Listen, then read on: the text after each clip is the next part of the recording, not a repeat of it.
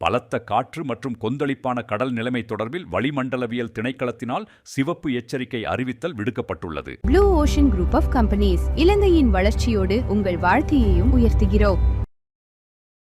காலி முதல் ஹம்பாந்தோட்டை ஊடாக பொத்துவில் வரையான கடற்பரப்புகளுக்காக விடுக்கப்பட்டுள்ள இந்த அறிவித்தல் இன்று இரவு 8 மணி வரை செல்லுபடியாகும் என அறிவிக்கப்பட்டுள்ளது.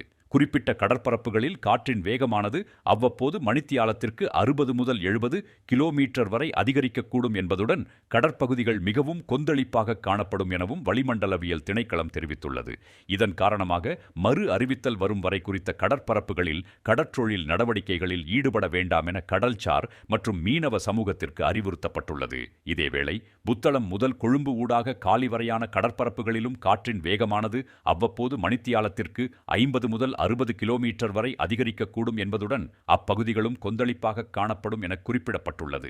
எனவே குறித்த கடற்பரப்புகளில் கடற்றொழில் மற்றும் கடற்படை நடவடிக்கைகளில் ஈடுபடுவோர் அவதானத்துடன் செயற்படுமாறும் வளிமண்டலவியல் திணைக்களத்தினால் வெளியிடப்படும் எதிர்கால அறிவித்தல்கள் குறித்து அவதானமாக இருக்குமாறும் அறிவுறுத்தப்பட்டுள்ளனர்.